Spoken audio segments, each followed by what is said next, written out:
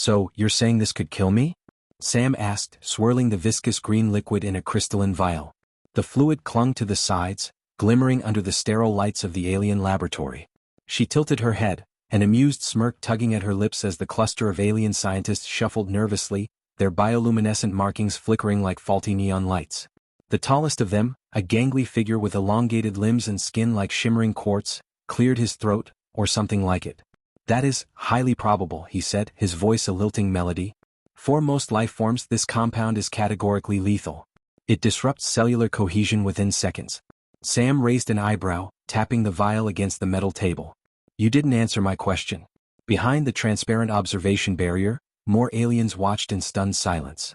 Their eyes, ranging from glowing orbs to multifaceted gems, tracked her every move like she was some unpredictable predator. Sam leaned back in her chair, her Earth-made jumpsuit standing out starkly against the polished chrome and translucent organic architecture of the lab. The room smelled faintly of ozone, a side effect of the alien technology humming around her. Sam glanced at the nearest console, where a series of complex symbols scrolled across the display. She couldn't read it, but she didn't need to. She'd seen enough to recognize fear when she saw it, and these aliens were terrified of her. Let me get this straight, Sam said, breaking the silence. You dragged me across the galaxy, set me up in this fancy lab, and now you want me to drink, what? Space bleach? For science?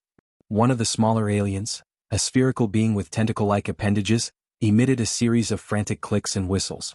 The universal translator embedded in Sam's ear crackled to life. This is a controlled experiment. Your unique physiology makes you ideal for testing extreme variables? Unique physiology. Sam snorted. You mean I'm a Deathworlder? The term still amused her. In the galactic lexicon, Earth was classified as a death world, a planet so hostile that most advanced species wouldn't dream of setting foot on it. Its gravity, climate, and biodiversity were deemed lethal by galactic standards. And humans? Humans were the mad creatures that not only survived but thrived there. Sam twirled the vial between her fingers, watching the liquid catch the light. Fine. Let's see if this Deathworlder reputation is worth the hype. The aliens recoiled slightly as she uncapped the vial with a casual flick of her wrist. The room seemed to hold its breath. Even the ever-present hum of machinery seemed to dull as every eye, sensor, and recording device locked onto her. Wait, the lead scientist cried, his markings flaring bright blue. We must. But Sam didn't wait. She tilted the vial back and down the contents in a single gulp. It burned, not the searing agony she expected, but a strange numbing heat that spread down her throat and into her chest. Her heart raced, and for a moment she thought she might regret her bravado. Then the sensation faded, leaving behind a faint metallic aftertaste. She placed the empty vial on the table and leaned forward, resting her chin on her hand. Well, she asked, her voice dripping with nonchalance. Was that supposed to do something? The room erupted into chaos. Alarms blared and holographic readouts exploded across every surface. The lead scientist was practically vibrating as he gestured frantically to his team. Sam sighed, leaning back in her chair. You guys really need to calm down. I've had stronger stuff in back alley bars. The lead scientist turned to her, his glowing eyes wide with disbelief. This is impossible. Your cells, they should be disintegrating. Sam shrugged. Guess you underestimated Earth again. Happens a lot. The room fell silent as her words hung in the air. Somewhere in the corner, an alien muttered, What are they? Sam grinned. Oh, I'm just your average human. You know, from that death world you're all so scared of. The chapter ends with her standing, stretching casually as the alien team scrambles to process the data. Outside the lab, a small crowd of alien dignitaries begins to gather, whispering nervously about the ramifications of what they've just witnessed. Sam smirks to herself, ready for whatever absurdity comes next. After all, she's only just getting started. The room erupted into chaos.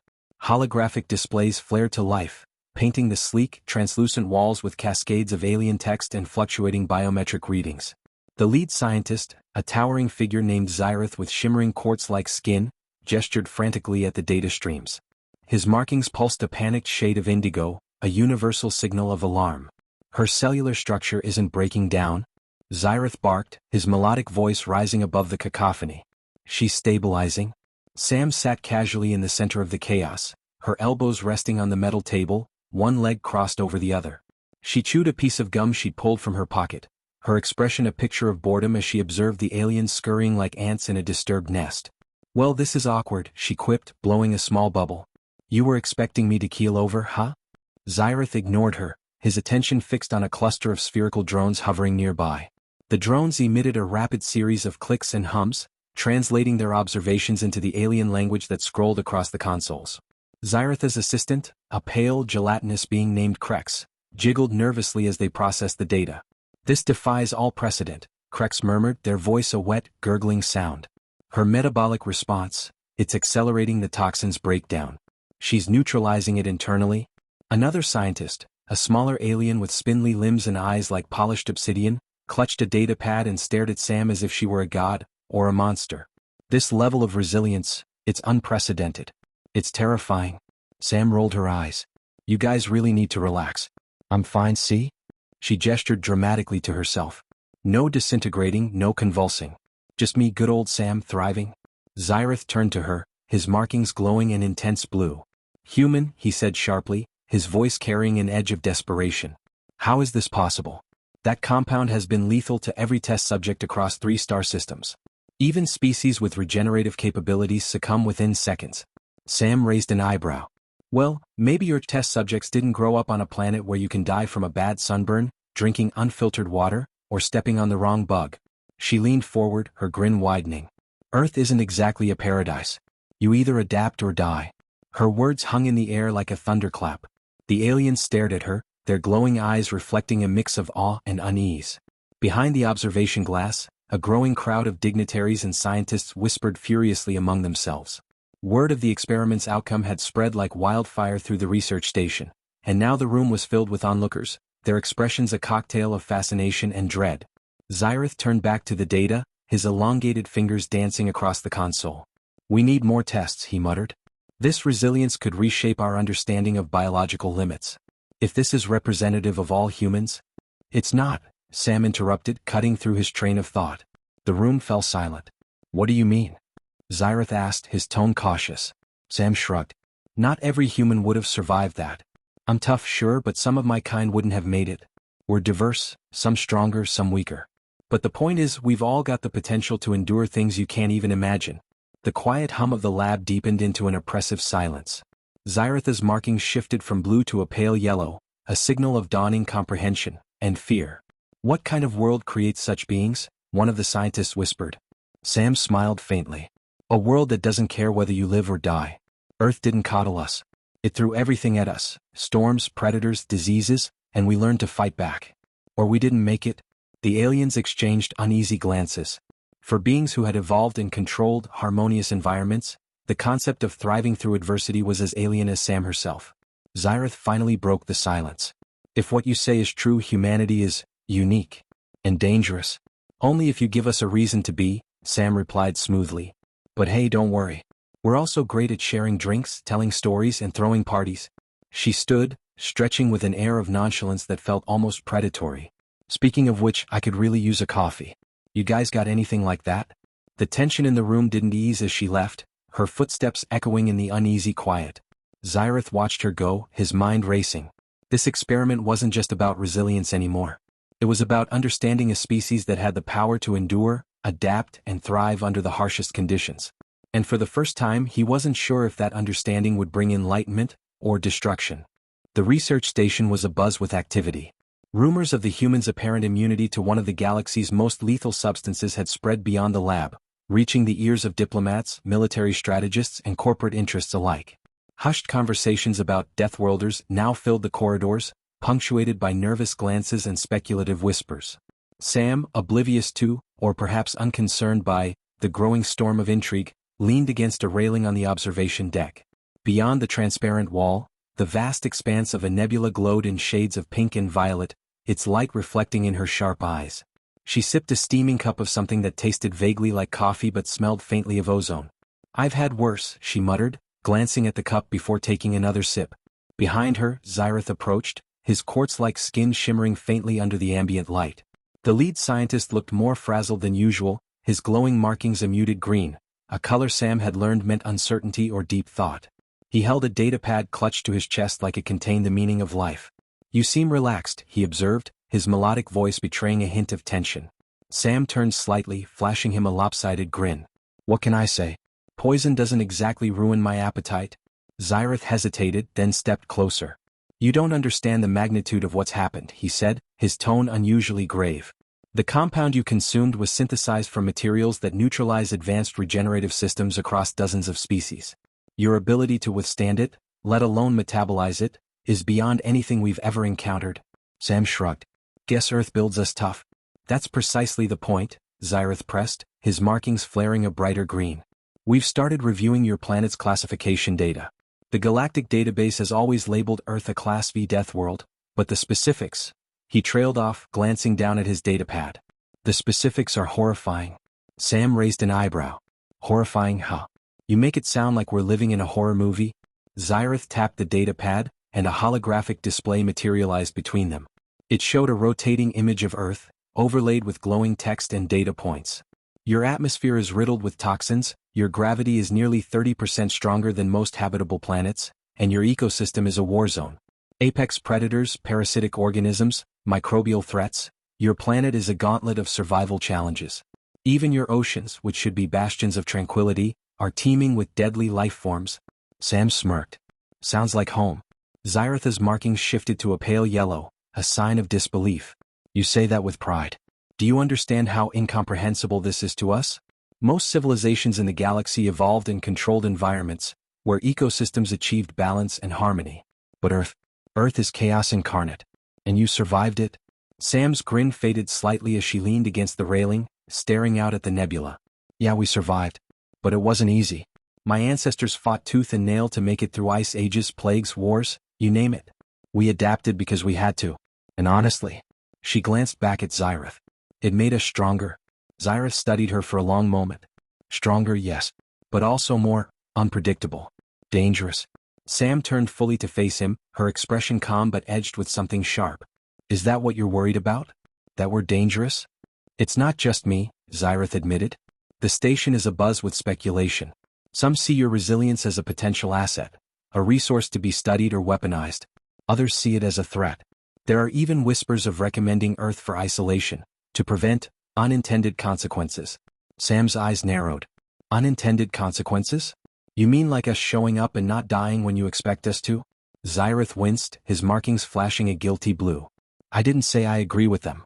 But the fact remains, humanity's existence challenges everything we know about survival, biology, and evolution. And that kind of challenge doesn't always inspire unity. Sam stepped closer, her voice dropping to a low, even tone.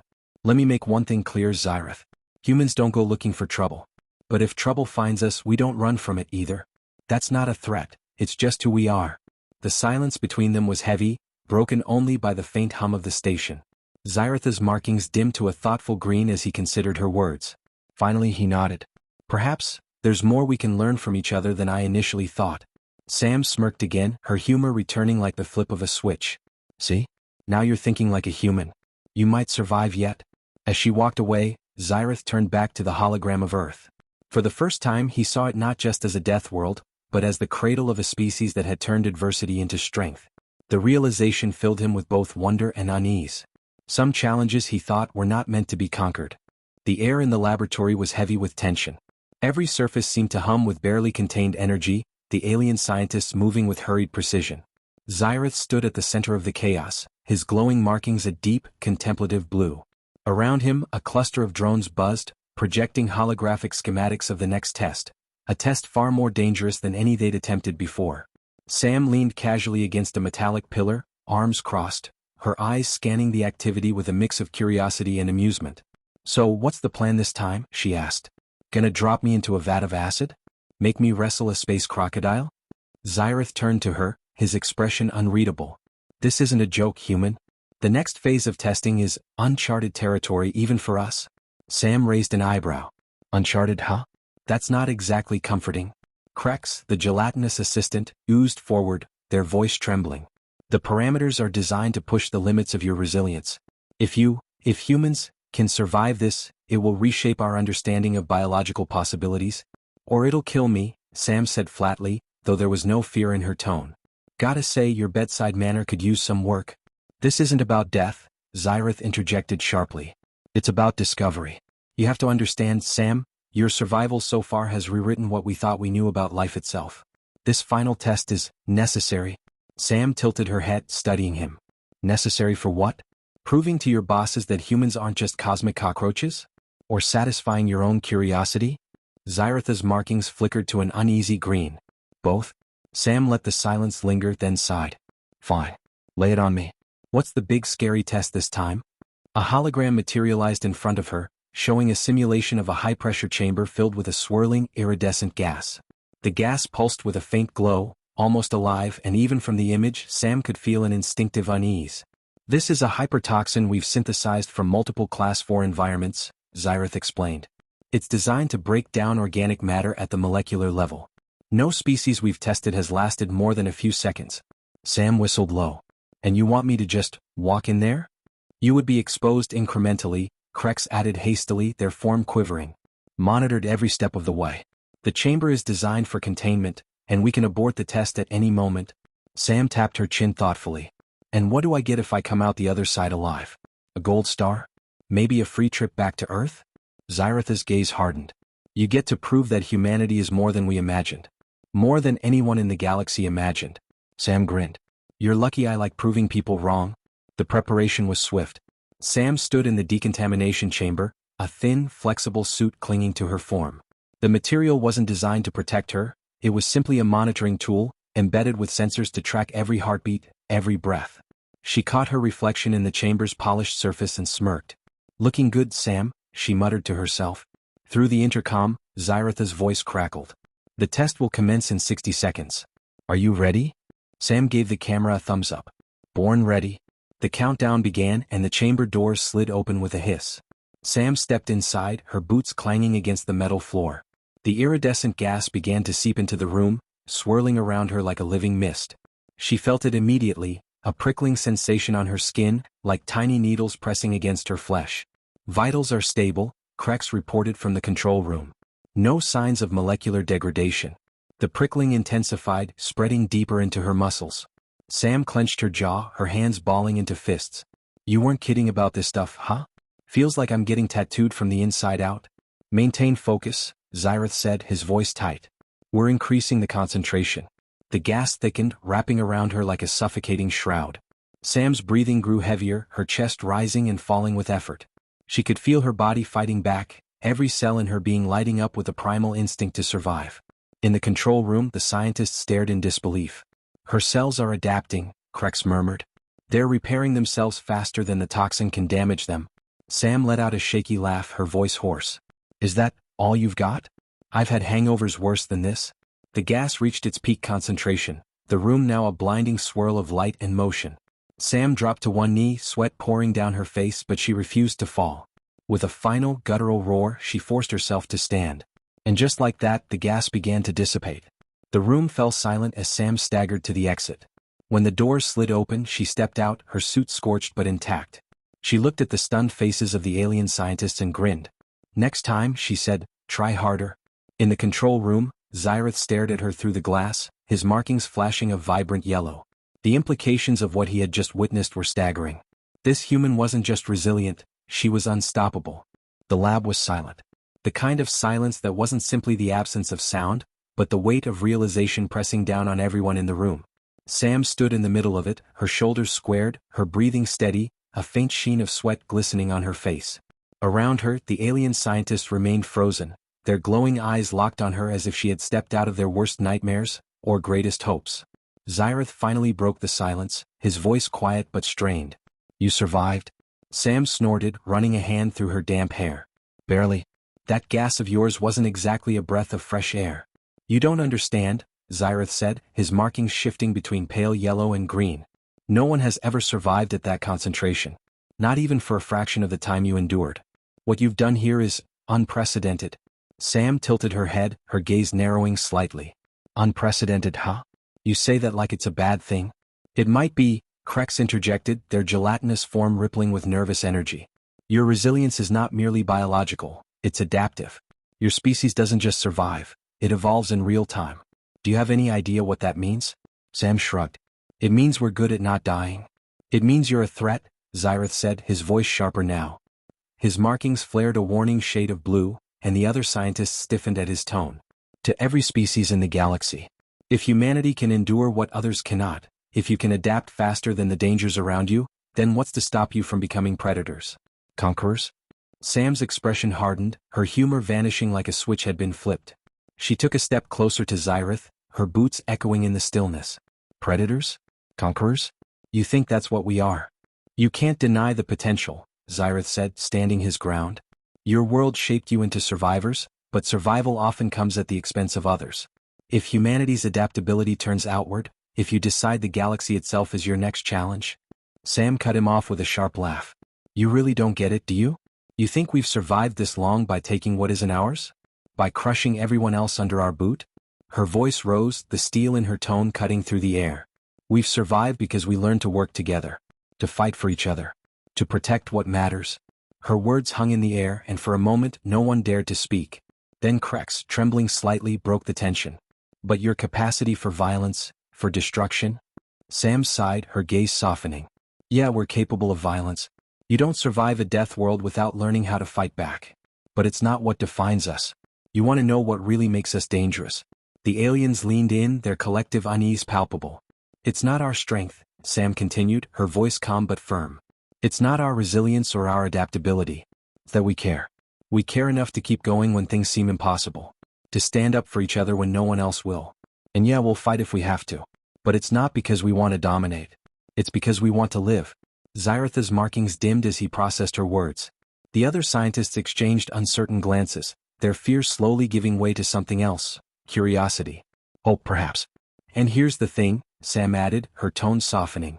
If you stop treating us like monsters waiting to happen, you might find we're pretty good at sharing. At helping. We don't want to conquer the galaxy. We just want a seat at the table. Xyrath studied her, his glowing eyes flickering with an emotion she couldn't quite place. Your words are compelling, he said finally. But words alone won't erase the fear your existence creates. Sam smirked. Then maybe it's time you stop being afraid of what you don't understand. Trust me, we're not so bad once you get to know us. The room remained quiet as her words settled over the group. For the first time, Xyrath's markings shifted to a calm, steady green. Perhaps there is more to humanity than we've allowed ourselves to see. Glad you're catching up, Sam said, clapping him on the shoulder. Now, how about you stop treating me like a science experiment and show me where a gal can get a decent meal around here? As she walked out of the lab, Xyrath turned to the others. Prepare a full report, he said, his tone decisive. This changes everything. And it did. But whether humanity's place in the galaxy would be one of peace or war remained to be seen. Sam stood on the observation deck, gazing out at the endless expanse of stars. The nebula's vibrant colors stretched across the horizon like a cosmic tapestry, its beauty a stark contrast to the tense days she'd spent in the alien lab. A cup of lukewarm alien coffee rested in her hands, though she barely noticed its faintly metallic taste. Her mind was elsewhere. Behind her, Xyrath approached, his quartz-like skin catching the dim light. His glowing markings shifted to a serene green, a rare sight since the experiments began. Contemplating your next adventure, human? He asked, his voice calm. Sam smirked without turning around. Something like that. Hard to think about what's next when half the galaxy thinks we're one bad day away from becoming space tyrants. Xyrath moved to stand beside her, his tall frame towering but less imposing now. He folded his elongated hands behind his back and stared out at the same stars. Fear often springs from ignorance. Your resilience, your adaptability, it defies what we thought was possible. That uncertainty frightens many. Sam raised an eyebrow, finally glancing at him. And you? Still scared of the big bad Deathworlder? Xyrath's markings flickered briefly but remained green. Not scared, he admitted. Cautious, yes. But also, intrigued. You've proven humanity is more complex than we imagined. More dangerous, perhaps, but also more extraordinary. She chuckled. I'll take extraordinary. Has a nice ring to it. For a moment, the two stood in silence, the hum of the station and the distant pulse of the nebula the only sounds. Sam set her cup down on the railing and turned to face Xyrath fully. You know, she began, when I first agreed to this little science experiment, I thought it'd be about proving you wrong. Showing the galaxy that humans aren't as weak or primitive as you all think. But now, she trailed off, her gaze distant. Now? Xyrath prompted. Sam sighed, running a hand through her hair. Now I think it's about more than that. It's not just about surviving your tests or outlasting your expectations. It's about showing you who we really are. That we're not just some anomaly to be studied or some threat to be contained. Xyrath tilted his head, his glowing eyes narrowing thoughtfully. You speak of unity, of cooperation. But humanity's history as we've studied it, suggests otherwise. Wars, exploitation, division, these are also part of who you are. Sam nodded, unflinching. Yeah, we've got our skeletons. Plenty of them. But that's part of what makes us who we are. We learn from our mistakes. We grow. Maybe not as fast as we should, but we get there eventually. And when we do, she gestured to the stars. We build something better. Xyrath studied her, his markings shifting to a deep yellow, the color of introspection. Perhaps that's what makes your species so paradoxical. You are both creators and destroyers. Survivors and dreamers. You adapt not only to threats but to the potential for something greater. Sam smirked. Now you're starting to sound like a philosopher. Perhaps I've spent too much time around you, Xyrath replied dryly. The intercom chimed, breaking the moment. A soft, melodic voice announced, "Transport shuttle to Earth ready for boarding. Departure in 15 minutes? Sam straightened, stretching her arms. Well, looks like that's my cue. Can't say it hasn't been fun, Xyrath. Fun isn't the term I would use, he said, though there was a hint of humor in his tone. As they walked toward the docking bay, Krex and several other scientists joined them. The group remained quiet, their expressions a mix of reverence and unease. Sam paused at the entrance to the shuttle, turning back to face them. Listen, she said, her voice firm but warm. I know humans are the new wild card in your neat little galaxy. But don't write us off just yet. We've got a lot to offer if you're willing to meet us halfway. Xyrath inclined his head, his markings glowing a soft green. And if the galaxy isn't willing? Sam grinned, stepping onto the shuttle ramp. Then they'd better buckle up.